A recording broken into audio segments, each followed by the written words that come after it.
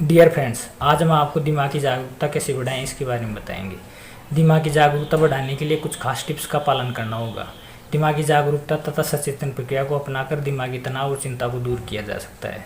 बच्चों की तरह जीवन जीना कोई मामूली बात नहीं है। बच्चे आनंदपूर्वक अपने जीवन को व्यतीत करते हैं। उनमें कोई राग द्वेष, चिंता, फिक्र और कोई तनाव नहीं होता है। बच्चे अनेक कार्यों जैसे homework, extra class, tuition, hobby class आदि को एक साथ कर लेते हैं। इतने सारे कार्यों को एक साथ करने से बच्चों में रोज की भाग दौड़, व्यस्तता के कारण उनके स्वभाव में चिंता, तनाव, चिड़चिड़ापन जैसे भाव पैदा होना स्वाभाविक है।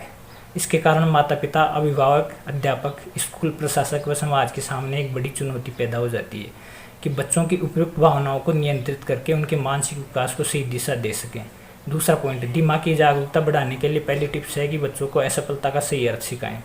असफलता का प्रभाव बच्चों पर ही नहीं बल्कि बड़े बड़े चिंतकों, मनुष्यों पर भी पड़ता है। बच्चों को असफलता पढ़ाई में, खेलों में, प्रतियोगिता परीक्षाओं में मिल जाती है।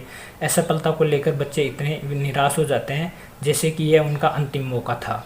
स्कूलों में परंपरागत तरीकों से पढ़ाई के तरीके का विद्यार्थी की मानसिक स्थिति पर काफ़ी प्रभाव पड़ता है। जैसे 10वीं में CGPA प्रणाली के द्वारा विद्यार्थियों के परिणाम को दर्शाया जाता है, जिसमें 91 अंक हासिल करने वाले तथा 100 अंक हासिल करने वाले विद्यार्थी को A1 ग्रेड दिया जाता है। शिक्षा प्रणाली द्वारा लाए गए इस बदलाव के कारण किसी विद्यार्थी की सफलता का सही मूल्यांकन करना मुश्किल हो गया है। ऐसी स्थिति में विद्यार्थी अपने आप को असफल के रूप में देखता है। तीसरा पॉइंट, सचेतन प्रक्रिया के द्वारा अपने आप को जागरूक करें।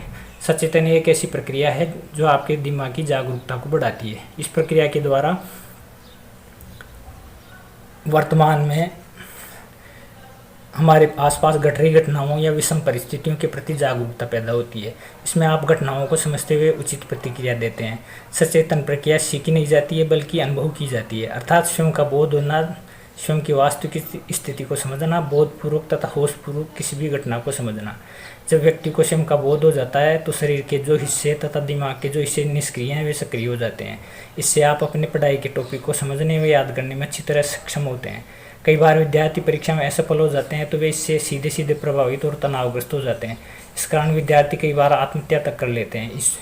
इसी प्रकार कई बच्चे माता पिता, अध्यापक की डांट का इतना बुरा मान लेते हैं कि वे अपने जीवन को नुकसान पहुंचाने जैसा कदम उठा लेते हैं। इस प्रकार की स्थितियों में बच्चों को सही मार्गदर्शन करने की आवश्यकता होती है। सचेतन प्रक्रिया के द्वारा बच्चों को इस प्रकार की घटनाओं में सहज होना सिखाया जा सकता है।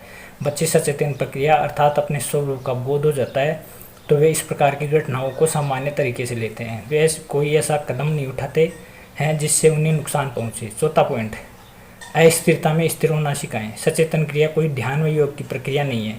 इस प्रक्रिया को सहज रूप से अपनाया जा सकता है। अपनी मानसिक व शारीरिक गतिविधियों में संतुलन बनाना जरूरी है। किसी भी काम को शुरू करने से पहले अपनी क्षमता का आकलन करें। इसके पश्चात योजनाबद्ध तरीके से उसे कुशलतापूर्वक पूरा करने व अंतिम अंजाम तक पहुंचाने का प्रयास करें। किसी भी प्रकार की बाधा आने पर दिमागी संतुलन न खोएं बल्कि उस बाधा का समाधान निकालने की कोशिश करें। पांचवा पॉइंट, नकारात्मकता को सकारात्मकता में बदलें। किसी भी कार्य में असफलता मिलने पर हिम्मत न हारें बल्कि उस असफलता से सीख लें। अपने पूरे कार्य का मूल्यांकन करें और पता लगाएं कि कहाँ पर क्या कमी रह गई थी जिससे असफलता मिली। असफलता में भी माता पिता का कर्तव्य है कि बच्चों को सकारात्मक होना सिखाएं, अर्थात असफलता में भी सीख लेने के गुर सिखाएं। साथ ही यह भी समझाएं कि यदि उक्त परिस्थिति में सही निर्णय किस प्रकार लिया जा सकता है। उन्हें धीरज रखना सिखाएं, बच्चों का हौसला बढ़ाएं। छठा पॉइंट, अच्छे कार्य की प्रशंसा करना सीखें। आपके सहपाठी यदि सफल होते हैं और अच्छे अंकों से उत्तीर्ण होते हैं तो उनसे ईर्ष्या न करें बल्कि उनकी इस सफलता में खुश होना सीखें, उनकी खुशी में सहयोगी बने। ईर्ष्या एक ऐसी कुप्रवृत्ति है जो व्यक्ति को खुद को ही नुकसान पहुंचाती है। ईर्ष्या के कारण सामने वाले को तो कोई नुकसान नहीं होता है, परंतु जिसमें ईर्ष्या का भाव आ जाता है वह स्वयं ही अंदर जलता रहता है। ईर्ष्या व्यक्ति को खोखला कर देती है, आपकी वास्तविक क्षमता को अंदर ही अंदर कमजोर करती रहती है। इसलिए दूसरों की सफलता में खुश होना सीखे। इस प्रकार सचेतन प्रक्रिया में उक्त टिप्स को अपनाएं तो आपका जीवन तनाव व चिंता मुक्त हो सकता है।